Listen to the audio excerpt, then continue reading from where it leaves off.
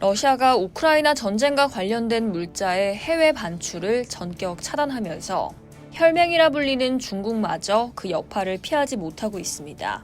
서방 제재 속에서 러시아와의 경제 협력을 확대해온 중국 기업들이 오히려 예상치 못한 러시아의 조치에 발목이 잡히며 피해가 속출하고 있는 겁니다.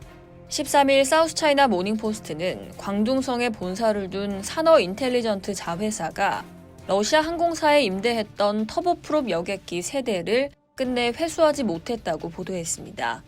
해당 기체들은 캐나다의 드 하빌랜드 캐나다가 제작한 모델로 야쿠티아 항공과 아우로라 항공이 운용하던 겁니다. 2022년 2월 우크라이나 전쟁 발발 이후 이 회사는 서방의 항공부문 제재 속에서도 협상과 회수를 시도했지만 러시아 측은 반환 요구에 응하지 않았습니다. 결국 산어 인텔리전트 자회사는 기체 가치를 포기하고 보험사로부터 약 2,300만 달러의 보상금을 받는 것으로 마무리할 수밖에 없었죠.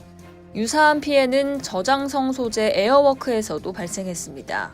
이 회사는 2022년 임대계약 해지를 통보하며 보잉 757 화물기 6대 반환을 요구했지만 돌려받은 건 단 한 대뿐이었는데요.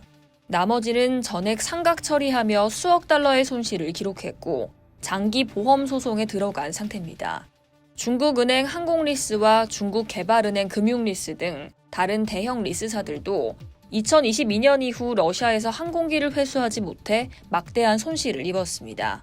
피해는 항공산업을 넘어 육상 물류까지 확산됐습니다. 지난해 10월 러시아는 기계 전자제품 등 이중용도 품목의 자국 경유를 전면 금지했습니다. 이는 중국 유럽 화물열차에도 직격탄이 됐는데요. 규제 시행 후 러시아 구간을 지나는 중국발 유럽행 화물 가운데 최소 1,000개 컨테이너가 압류됐으며 일부는 정당한 절차 없이 몰수됐습니다. 이 영향으로 올해 상반기 유럽행 컨테이너 물동량은 전년 대비 20.3% 감소했죠. 러시아와 중국은 서방 제재 이후 에너지, 금융, 무역 등 다방면에서 밀착해왔지만 이번 사태는 우방이라는 명분이 경제적 안전을 보장하지 않는다는 걸 보여주는데요.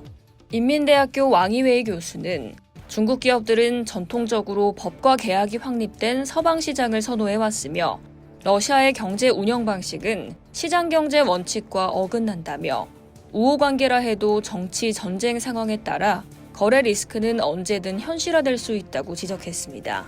이에 중국 내에선 러시아와의 경제 협력 확대가 과연 안정적인 선택인지에 대한 회의론도 고개를 들고 있습니다. 서방과의 갈등을 줄이기 어려운 상황에서 러시아가 사실상 이익 우선 원칙을 내세운 만큼 앞으로도 중국 기업의 테러 리스크는 더 커질 수 있다는 전망이 나옵니다. 이상 여의도TV였습니다.